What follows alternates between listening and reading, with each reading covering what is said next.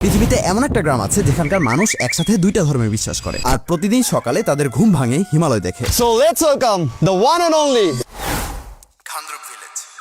And this is the first episode of Non-Stop Nepal. ইনস্টাগ্রামে এই জায়গার রিলস যদি কারো সামনে না আসে তাহলে তার উল্টাপাল্টা কন্টেন্ট দেখা বন্ধ করা উচিত। কিন্তু প্রশ্ন হচ্ছে জায়গাটা কোথায়? এর উত্তর খুঁজতে যেতে হবে নেপালের গান্ডকি প্রদেশের কাস্কি জেলায়, কারণ এই জেলায় 2000 মিটার উচ্চতায় গত 300 বছর যাবত নিজের স্থান দখল করে রেখেছে দ্য গ্রেট খান্দ্রুক। কেউ যদি উচ্চতা রিলেট করতে না পারে তাহলে তার জেনে রাখা উচিত যে বাংলাদেশের হাইয়েস্ট পিক 1000 মিটারের আশেপাশে। কিন্তু এখানকার মানুষের কাছে height is just a number, কারণ এত উঁচুতে হওয়া সত্ত্বেও এটাকে 1228টি পরিবারের প্রায় 6000 মানুষ নিজেদের স্থায়ী ঠিকানা স্বীকৃতি দিয়েছে। আর এই মানুষগুলো এমন একটা সম্প্রদায়ের অংশ যার নিজের বয়সী 2000 বছরের বেশি।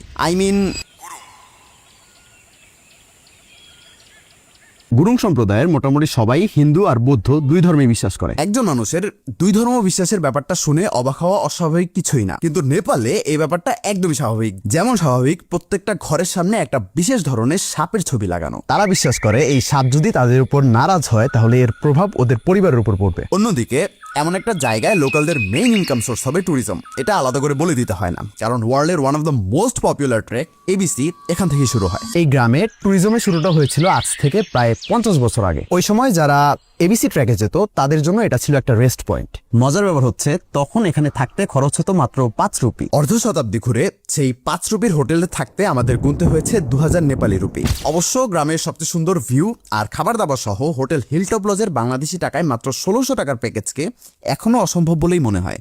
সাথে হোটেল ওনার সন্দেশ ভাইয়ের জন্য এখানে আবার যাওয়ার প্ল্যান ওই সময় হয়ে গেছে। তবে গান্দ্রুকের ট্যুরিজমের মেইন স্পাইকটা এনে দিয়েছে এই গুরুং কটেজ। সোশ্যাল মিডিয়ায় এই একটা কটেজ এত জনপ্রিয় যে পুরো গ্রামের মার্কেটিং গুরুং কটেজ একাই করে ফেলেছে। কিন্তু এই ট্যুরিজমের আগে গান্দ্রুকের বাসিন্দারা কি করতো? আগে এমনকি এখনো গ্রামের অনেক মানুষই কৃষিকাজকেই নিজেদের ভরসার প্রতীক বানিয়ে রেখেছে। কৃষি পণ্যের মধ্যে সবচেয়ে বেশি চাষ হয় ভুট্টা। মজার ব্যাপার হচ্ছে এই ভুট্টা এখনো ভাঙা হয় পানির সাহায্যে। এই জিনিস দেখতে 1 ঘন্টা ট্র্যাক করে নিচে যাওয়ার পর যখন জানলাম যে ভুট্টা ভাঙার সিজন এখন না, তখন এটাকে প্লট টুইস্ট বলে চালিয়ে দেওয়া ছাড়া আর কোনো উপায় থাকে না। বর্তমানে এখানে প্রায় সব ধরনের আধুনিক সুযোগ সুবিধা থাকা সত্ত্বেও মালামাল পরিবহন করা হয় খচ্চরের মাধ্যমে, কারণ এখানে রাস্তা বাদে মোটামুটি সবকিছু আছে। একই কারণে ঘান্দ্রুকে এখন একটা ওল্ড আর পিসফুল ভাইব কাজ করে। অন্যদিকে রাতের ঘান্দ্রুক একদমই ডিফারেন্ট। অন্ধকার নেমে আসার সাথে সাথেই প্রতিটা ঘরে জ্বলে ওঠে প্রদীপ আর শুরু হয় নিজেদের সংস্কৃতির প্রদর্শনী।